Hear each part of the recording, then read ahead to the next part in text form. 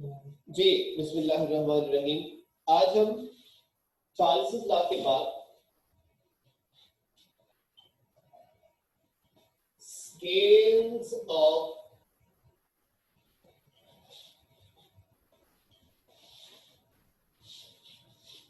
Thermometry पढ़ेंगे। Scales of thermometry पढ़ेंगे, ठीक है। तो स्केल्स ऑफ थर्मोमेट्री में सबसे पहले जो चीज हमने सिखानी है आपको, वो है थर्मोमेट्री। हम कहते हैं the art of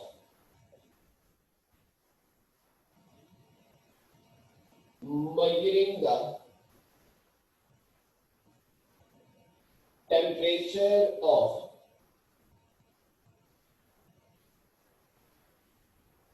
any object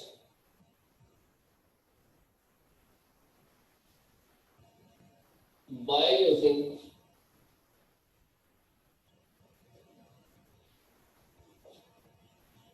thermometer is called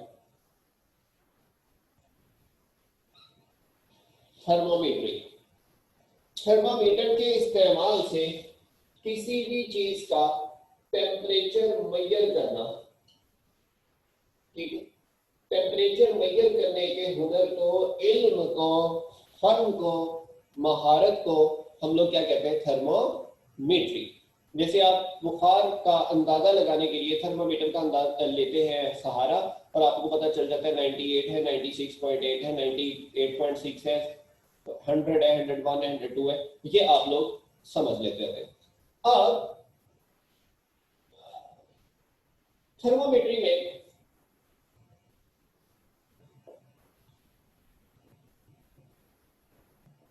इसकी जो टाइप्स हैं वो हम देखेंगे।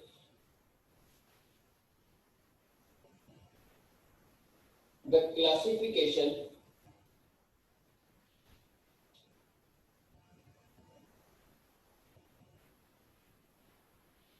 of different scales is done on the basis of melting point or freezing point of water and boiling point of water। इसका मतलब है कि जो आपके यहाँ पे मेल्टिंग पॉइंट और फ्रीजिंग पॉइंट लिखा हुआ है, इसका मतलब सेम है। हम लोग दो लफ्ज बोलते थे, मेल्टिंग पॉइंट ऑफ आइस 0 है, फ्रीजिंग पॉइंट ऑफ आइस भी, फ्रीजिंग पॉइंट ऑफ वाटर और मेल्टिंग पॉइंट ऑफ आइस। तो इसलिए यहाँ पे देखो, या फ्रीजिंग पॉइंट बोल लो या मेल्टिंग पॉइंट बोल लो, देखो बर्फ कितने पे पिघलती है? 0 पे। बर्फ कितने पे जमती है? 0 पे। तो 0 इन दोनों का इंटर कन्वर्टिंग पॉइंट होता है, तो इसलिए हम लोग कहते हैं इसे आइस का फ्रीजिंग पॉइंट, मेल्टिंग पॉइंट भी कह सकते हैं, लिक्विड वाटर का फ्रीजिंग पॉइंट भी कह सकते हैं, दोनों में से जो सा वर्ड मर्जी यूज कर रहे हो। तो दूसरा है बॉइलिंग पॉइंट। तो हम हर स्केल में फ्रीजिंग पॉइंट और बॉइलिंग पॉइंट के दरमियान में ये देखते हैं कि किसका फ्रीजिंग पॉइंट क्या है, किसका बॉइलिंग पॉइंट क्या है। उसके बुनियाद पर हमने स्केल्स को जज किया हुआ है, डिसाइड किया हुआ है। तो अब सुनिएगा, एक आपके पास होता है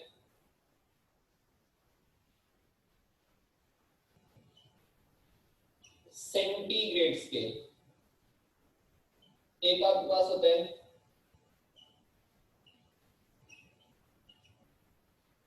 फ़ारेनहाइट स्केल, और एक आपके पास होता है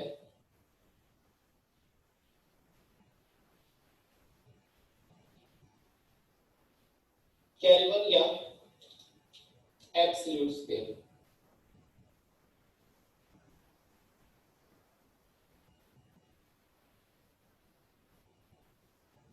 केल्विन या एब्सोल्यूट स्केल। अब सुनिएगा, यहां पे मैं मेल्टिंग पॉइंट की बजाय ज्यादा जो आपको आसान लगता है ना, वो है फ्रीजिंग पॉइंट ऑफ वाटर, और दूसरा मैं ले लेता हूं boiling point of water.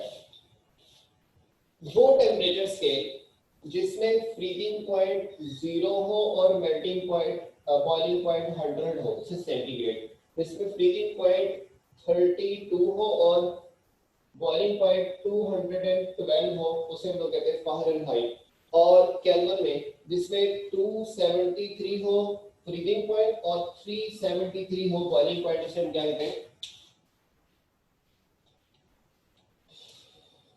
Kelvin या एब्सोल्यूट स्केल।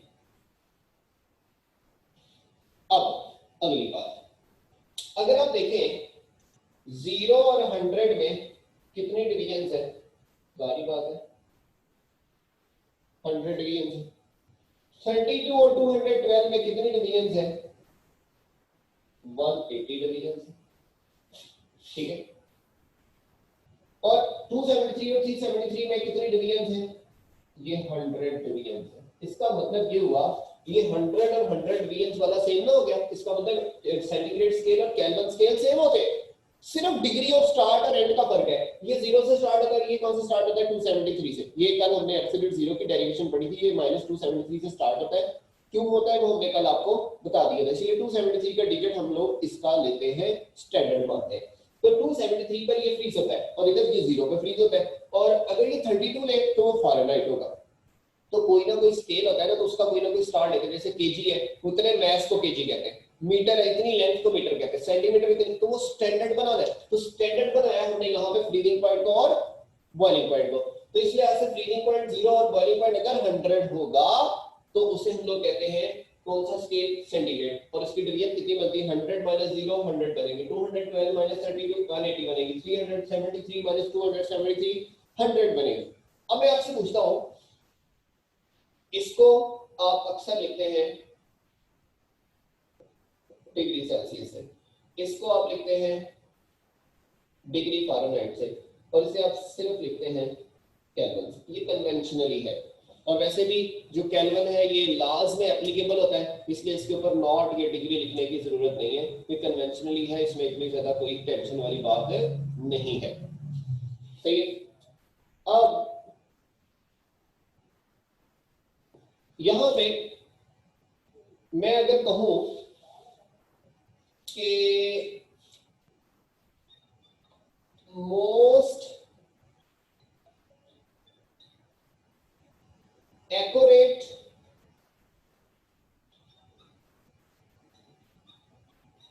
और प्रिसाइज स्केल वो फ़ारेनहाइट है, तो ये दे जाना होगा।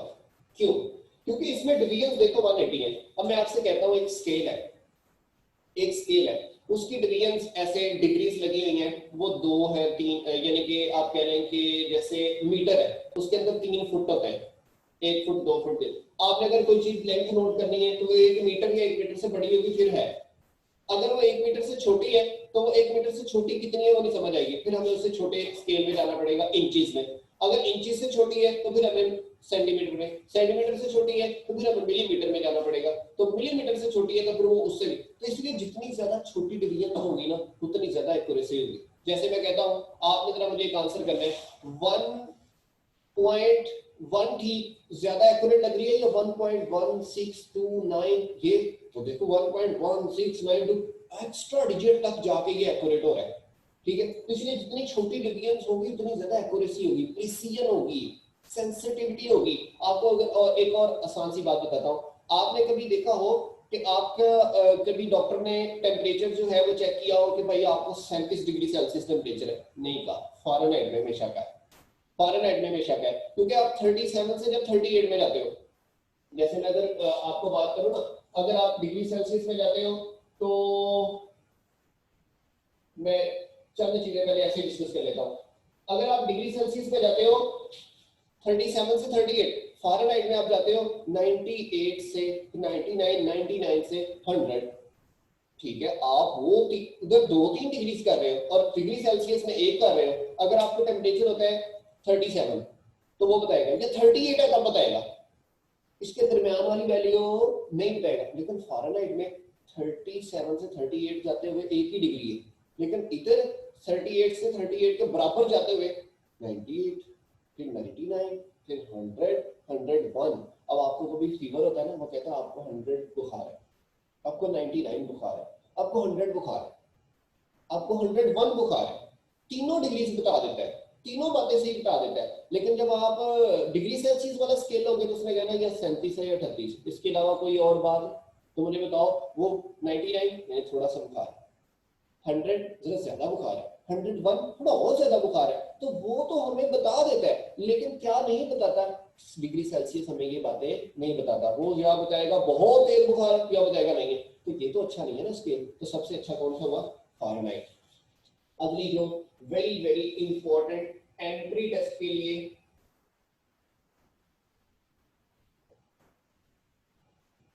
एमसीक्यू आपने जहनों में रखने हैं, वो क्या क्या है वो सुनिएगा जरा।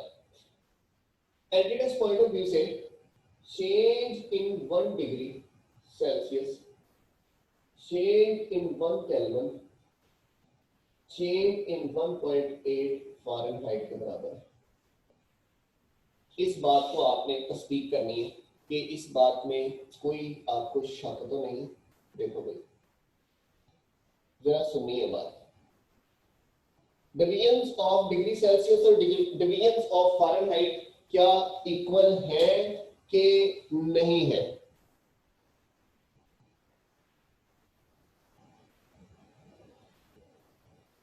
इक्वल है ना, ठीक है। तो अब देखो ऐसे ही आप अगर फारेनहाइट की बात करें तो फारेनहाइट में देखो, अगर इसकी एक 100 चेन होती है तो इसकी कितनी चेन होती है 180, इसकी 100 चेन होती है तो इसकी कितनी चेन होती है 180। तो इसीलिए जरा ध्यान करना है, ये वाली तीनों आपस में इक्वल है। इसका मतलब है कि अगर आपने डिग्री सेल्सियस से केल्विन में चेंज नोट करनी है, चेंज नोट करनी है, तो ये एंट्री के हिसाब से बड़ी इंपॉर्टेंट पॉइंट है।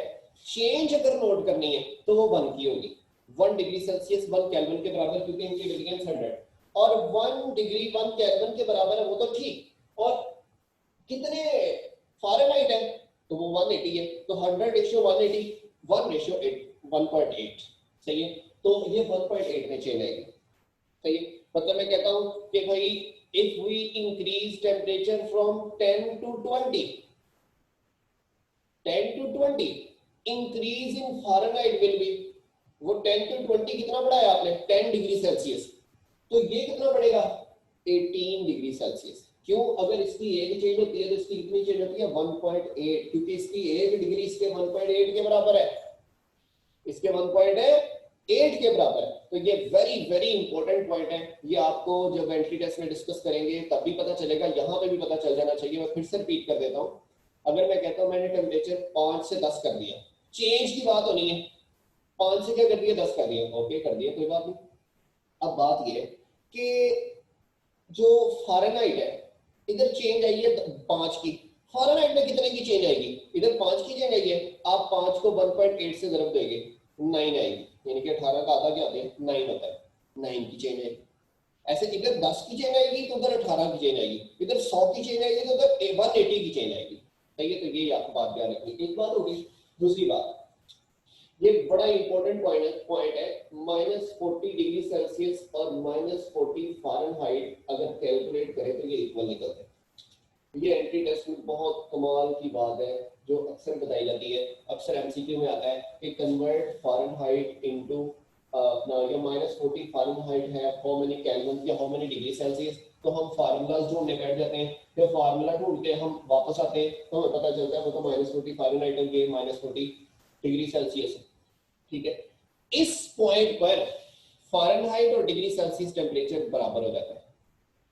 अगर कोई पूछ ले कि कौन सा ऐसा पॉइंट है जिस पर फारेनहाइट और डिग्री सेल्सियस बराबर होता है तो 40, -40, ठीक हो गया। हाँ, आखिरी बात करके मैं इसे वाइंड अप करूंगा।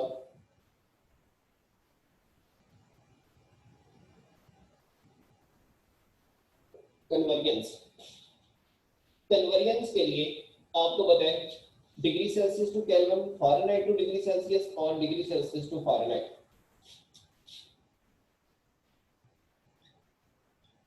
पहला डिग्री सेल्सियस टू केल्विन कर लेते हैं, उसके बाद हम कर लेते हैं फारेनहाइट टू डिग्री सेल्सियस, और फिर